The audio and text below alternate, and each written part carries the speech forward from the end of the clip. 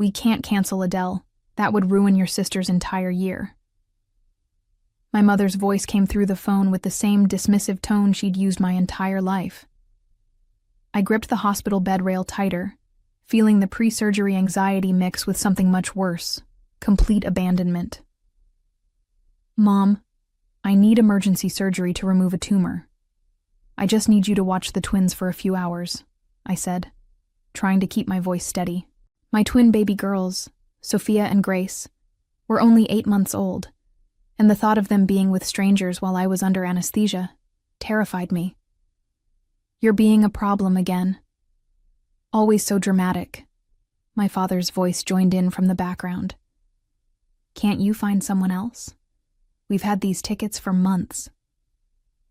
I'm Naomi Clark, 34 years old, and I've spent most of my adult life being the family's financial safety net.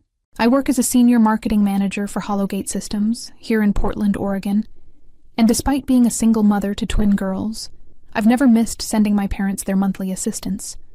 $500 every month, plus groceries when they're tight, plus the down payment for my sister's car last year. I thought that kind of support meant something. I thought it meant I could count on them when I truly needed help. The concert is tomorrow night, my mother continued. Your sister would be devastated if we missed it. Surely your surgery can wait a day or two. The surgeon had been clear. The tumor needed to come out immediately. Every day we waited increased the risk of complications. But here I was, lying in a hospital gown, having this conversation with people who were supposed to love me unconditionally. Mom, this isn't something I can reschedule. It's cancer. They need to operate now, I whispered, feeling tears sting my eyes. Well, I don't know what to tell you. Maybe you should have thought of this before having babies without a father around, my mother snapped. We have obligations too, you know. The line went quiet, except for my father muttering something about me always creating problems at the worst times. I stared at the ceiling tiles, counting the tiny holes to keep myself from completely falling apart. My sister Kelly had never asked them for anything because she'd never had to. I'd been covering her expenses for years. The car I helped buy, the credit card debt I'd quietly paid off, the rent money when she was between jobs. Something cold settled in my chest as I realized this wasn't shock or surprise. Deep down, I'd always known where I stood in their priorities. The tumor hadn't just revealed itself in my scan. It had revealed something equally poisonous that had been growing in our family dynamic for years. Growing up, I'd always been the responsible one. While Kelly spent her teenage years focused on friends and boyfriends, I was working part-time jobs and saving for college. My parents praised her social life and worried that I was too serious for my own good. When she dropped out of college halfway through her sophomore year to find herself, they supported her decision. When I graduated summa cum laude and landed my first marketing job, they barely acknowledged it. The pattern continued into adulthood. When my parents faced foreclosure 3 years ago, I'd liquidated my entire emergency fund to help them keep the house. When Kelly needed a car for her new job, I'd covered the down payment without hesitation. Every birthday, every holiday, every family crisis, I was the one they called. Not to check on me, but to ask what I could contribute. Even when I got pregnant with the twins through IVF, deciding to become a single mother by choice, my parents' first concern wasn't my health or happiness. It was whether I'd still be able to help out financially with babies to support. I'd assured them I would, and I'd kept that promise even through the exhausting early months of twin motherhood. Naomi always lands on her feet, my mother would tell people, as if my stability was effortless rather than carefully built through sacrifice and hard work. She's got that good job, and everything figured out. What they didn't see were the nights I'd stayed up until 2 a.m., working after the babies finally fell asleep, making sure I could cover my own bills and theirs. They didn't see me eating cereal for dinner so I could afford to send them grocery money. They didn't see me postponing my own medical checkups because I was stretched so thin. But I justified it all by telling myself that family was everything, that blood meant something, that if I ever truly needed them, they'd be there for me the way I'd been there for them. The surgeon knocked on my door, pulling me from my memories. Miss Clark, We're ready to take you into surgery now. Is your childcare situation sorted out? I nodded, having spent the last hour arranging for a professional babysitter through an emergency service. It cost more than I could afford, but I had no choice. Yes, everything's arranged. Good. Your neighbor seems very reliable, he said, consulting his chart. Mrs. Patterson, right? She's been asking about you. I almost corrected him, then realized it didn't matter. The elderly woman next door had shown more concern for my well-being in the past hour than my own parents had shown in years. Maybe that said everything I needed to know about who my real family was. The anesthesia had worn off by evening, leaving me groggy but aware of the hollow ache in my chest that had nothing to do with the surgery. The tumor was gone. Benign, thankfully. But the emotional wound my parents had inflicted felt raw and infected. I stared at my phone for an hour before finally checking my messages. Nothing from my parents, not even a text asking if I'd survived the surgery. But there were 3 messages from my sister Kelly, each one more excited than the last about the Adele concert. Photos of her outfit, videos of her and my parents getting ready, updates about their seats. In the final video, I could hear my mother in the background saying, "Naomi will be fine. She always is." The nurse came in to check my vitals and found me crying. "Are you in pain? I can increase your medication." "No," I said, wiping my eyes. "It's not that kind of pain." When I was discharged the next morning, I called the babysitter to arrange pickup of the twins. Mrs. Patterson had apparently been checking on them every few hours, and the sitter reported that Sophia and Grace were perfectly content. I paid the bill, nearly $300 for overnight care, without complaint. It was worth every penny to know my daughters had been safe and loved while I couldn't be there. Driving home with the twins babbling happily in their car seats, I felt something shift inside me. The medication made everything feel slightly surreal, but my thoughts were crystalline clear. I was done. Done being the family bank account. Done being taken for granted. Done pretending that my parents' love came without conditions. At home, I opened my laptop and canceled the automatic transfer I'd set up years ago. $500 a month that would now stay in my daughter's college fund where it belonged. I deleted my parents' numbers from my grocery delivery app and canceled the credit card I'd given them for emergencies. Then I blocked their numbers entirely. It felt both terrifying and liberating, like jumping off a cliff while knowing I had wings. The twins needed their afternoon nap, and as I settled them in their cribs, Grace reached up and touched my face with her tiny hand. Sophia gave me one of her gummy smiles that never failed to melt my heart. These 2 perfect little humans were my priority now. Not parents who couldn't be bothered to call after my surgery. Not a sister who took my generosity for granted. I'd spent years believing that love meant constant giving, constant availability, constant sacrifice. But watching my daughters sleep peacefully, I realized I'd been modeling the wrong lesson. Love was supposed to be reciprocal. Love was supposed to show up when it mattered most. My phone buzzed with a text from an unknown number. Probably my parents trying to reach me from Kelly's phone. I turned the phone face down and went to make myself a proper dinner for the first time in months. 3 days passed in blissful silence. No demanding calls about late bills, no guilt trips about family obligations, no requests for emergency money transfers. I focused entirely on healing and caring for Sophia and Grace, discovering what life felt like when I wasn't constantly worried about everyone else's problems. On Thursday evening, as I was giving the twins their baths, someone pounded on my apartment door with the kind of urgency that suggested an emergency. My heart rate spiked as I quickly wrapped both babies in towels and carried them to the living room. Through the peephole, I saw Kelly standing in the hallway, her face red and tear-streaked. She was alone, which surprised me. Usually when there was family drama, my parents sent her as their messenger while they maintained their dignity in the background. "Naomi, I know you're in there," she called out. "Please, we need to talk. Something terrible has happened." I considered ignoring her, but Sophia started crying at the loud noise, and I didn't want to upset the babies. I cracked the door open, keeping the chain lock engaged, What do you want, Kelly? Can I come in, please? I've been calling and texting for 2 days. Mom and Dad are freaking out because you're not responding. I'm not available to them anymore, I said calmly. Or to you, for that matter.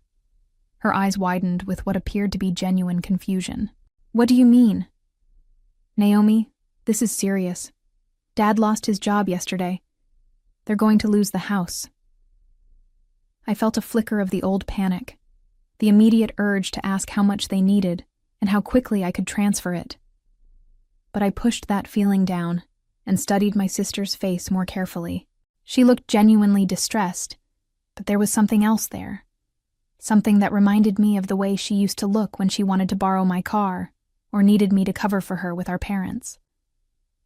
That's unfortunate, I said finally, but it's not my problem. Not your problem? Naomi, you've been helping them for years. They're counting on you. We all are. Were you counting on me when I needed surgery and they chose a concert instead? Kelly's expression shifted, and I could see her trying to formulate an explanation that would make her parents' behavior seem reasonable. That was different. They had those tickets for months, and your surgery turned out fine anyway. You're being dramatic about this. The word dramatic hit me like a physical blow. It was the same word my father had used, the same dismissive attitude that had characterized my entire relationship with my family. Even now, even after everything, they couldn't acknowledge that they'd done anything wrong. I had emergency surgery to remove a tumor, and instead of watching my children, they went to a concert, I said slowly. And I'm the one being dramatic? You know Mom has anxiety about medical stuff. And they really did have those tickets. Stop. I held up my hand. Just stop. I don't want to hear explanations or excuses. I'm done subsidizing people who can't be bothered to show up when I need them. Kelly's mask finally slipped completely. You can't just abandon your family because of one misunderstanding. What kind of person does that? Mom and Dad are scared, Naomi. They don't know what they're going to do without your help. They should have thought of that before treating me like a bank account instead of a daughter. I started to close the door, but Kelly pushed against it. Wait, what if Dad apologizes? What if they both apologize? Would you consider helping then? The desperation in her voice was almost pathetic.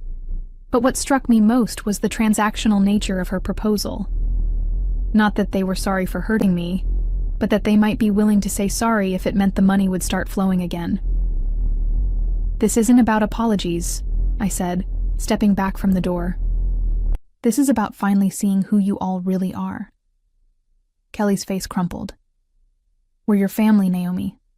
We love you. You know that, right? No, I said quietly. You love what I provide. There's a difference.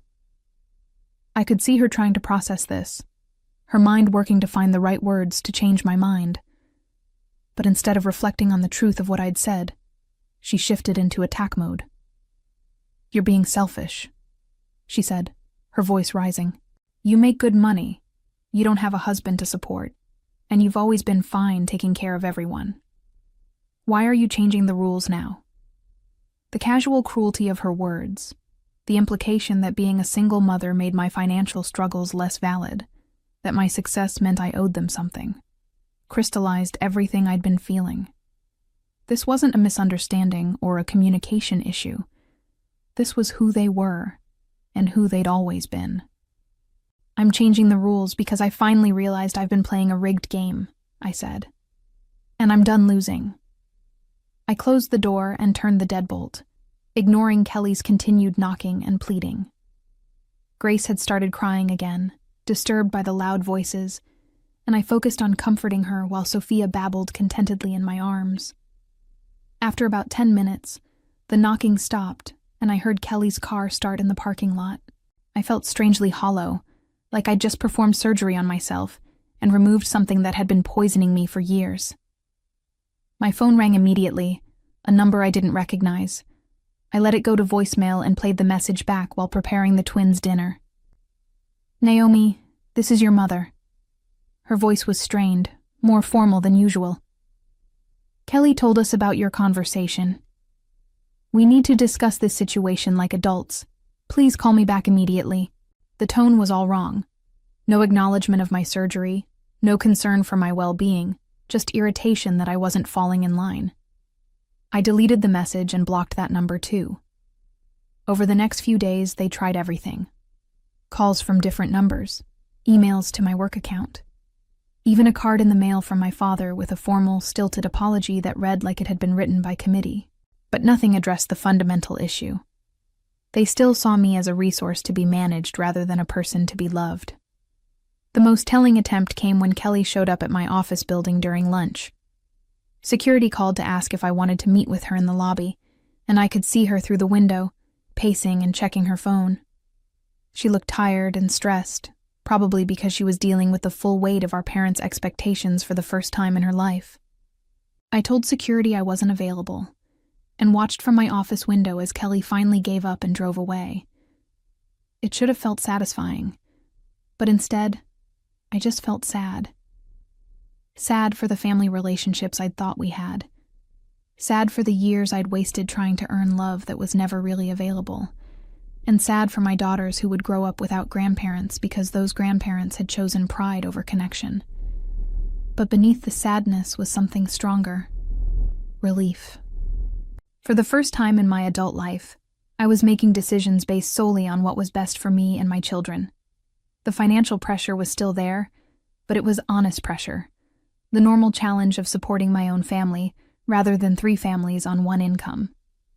2 weeks after Kelly's office ambush, I was settling into my new reality. The twins were thriving, my recovery was progressing well, and I'd even managed to start putting money aside for the first time in years. Without the constant drain of supporting my parents, I could afford things like organic baby food and a better childcare arrangement that didn't leave me scrambling every time they got sick. I was giving Sophia and Grace their evening bath when I heard the familiar sound of a car door slamming in the parking lot, followed by heavy footsteps on the stairs. My apartment was on the 2nd floor, and the footsteps stopped right outside my door. The knock was different this time. Not Kelly's desperate pounding, but a slow, deliberate rap that somehow managed to convey authority and entitlement. I dried my hands on a towel and looked through the peephole. My father stood in the hallway, wearing his best jacket and holding his hat in his hands like a character from an old movie. Behind him, partially hidden in the shadows, was my mother. She looked smaller than I remembered, her shoulders hunched with what could have been shame or simply fatigue. I stood there for a long moment, watching them through the peephole. My father shifted his weight from foot to foot and checked his watch. My mother whispered something to him, and he shook his head tersely. They looked like people waiting for a job interview they weren't sure they wanted. Part of me wanted to open the door just to see what they would say, but a larger part of me remembered lying in that hospital bed, terrified and alone while they enjoyed a concert. I remembered the casual way my mother had dismissed my cancer scare, the automatic assumption that my needs would always come second to their wants. The twins were splashing happily in their bath, completely oblivious to the drama playing out in the hallway. I looked at their innocent faces and made a decision that felt both easy and final. I walked away from the door. They knocked again, more insistently this time. Then I heard my father's voice, muffled but clear enough to understand. "Naomi, we know you're in there. We can hear the babies. We just want to talk." Then my mother's voice, higher and more strained. "Please, honey, we're your parents. We love you." I almost laughed at the timing of that declaration. Where was that love when I needed emergency surgery? Where was it during all the years I'd sacrificed my own financial security for theirs? Love shouldn't have to be declared during a crisis. It should be demonstrated consistently through actions. They stayed for almost an hour, occasionally knocking and calling out. At one point, my father's voice took on the edge of anger I remembered from childhood. "This is ridiculous, Naomi. You can't just shut out your family because your feelings got hurt. We raised you better than this." But they hadn't raised me better than this. They'd raised me to be convenient, to be available, to prioritize their needs over my own. The person who was strong enough to set boundaries, who valued herself enough to demand reciprocal love. That person I'd had to raise myself. Eventually, the hallway fell silent. I heard their footsteps retreating, heard car doors slam and an engine start. When I was sure they were gone, I checked the peephole again and saw that my father had left something on the doormat. It was an envelope with my name written in his careful handwriting. I stared at it for a long time before deciding to leave it there.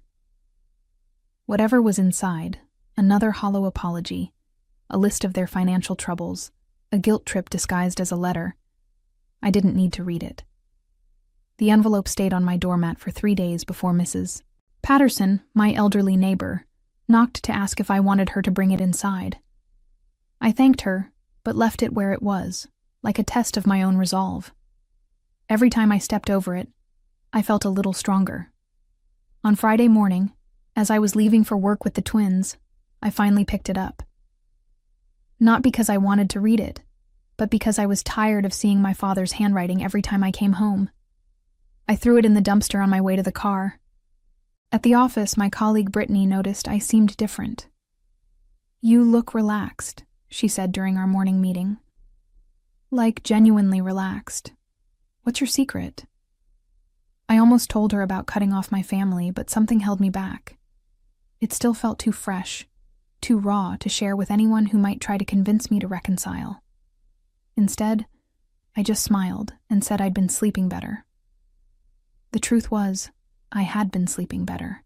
For the first time in years, I wasn't lying awake worrying about whether my parents could make their mortgage payment or whether Kelly needed money for car repairs. My stress dreams had shifted from financial catastrophes to normal working mother anxieties. Daycare germs, project deadlines, the twins' sleep schedules. That afternoon, I got a call from an unknown number with a local area code.